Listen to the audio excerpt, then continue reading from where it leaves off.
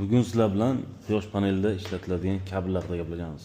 Quyosh panellari yonadi degan narsalar nima uchun yonishi haqida bugun tushuncha berib o'tamiz. Asosan yonish nimadan kelib chiqadi?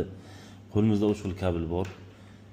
Xo'sh, 1/6 PV kabel, PVC 1/6 kabel va hammaga ma'lum o'sha PGNP 2/2,5 o'zimiz montajlarda uyda ishlatiladigan kabellarimiz. Xo'p, ana endi bitta-bitta tanishtirib o'tamiz. Kelinglar. Birinchi PVC kabel.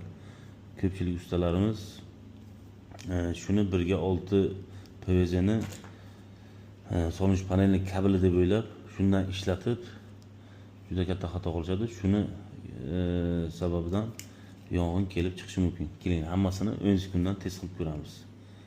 Yoqib. 1 2 3 4 5 6 7 8 9 10. Tutashini ko'rdingizlar, yonganini ham o'zlaringiz ko'rdingizlar.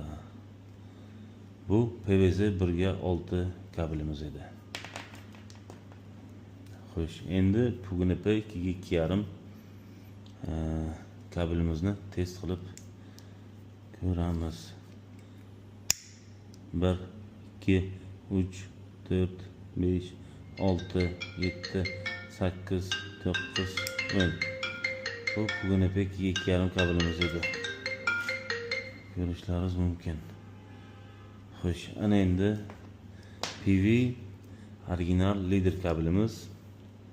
Xo'sh, halogen free, ya'ni galogenlarsiz degan TÜV sertifikatiga ega, EX sertifikatlariga ega bo'lgan kabelimiz 1/6 PV original kabelimiz, leader kabeli. Xitoyda ishlab chiqarilgan. Sanachi esdan chiqdi, mayli. 1 2 3 4 5 6 7 8 9 10. E'tibor bergan bo'lsangiz, bularga nisbatan ancha keyin sanashni boshladik. Ancha sekin sanadik. Mana bu PV kabel edi. Galogenlarsiz, halogen free degani ham mana shu ma'noni anglatadi. Yonuvchi moddalarsiz, yong'inga qarshi degan ma'noni bildiradi. Biza nima uchun imенно PV kabel ishlatishimiz kerak? Chunki zavod tomonidan sertifikatlari ham nimasi ham yong'inga qarshi nimalari qo'llanilgan. Zavod 30 yil kafolat beradi. Imенно DC toklar yonish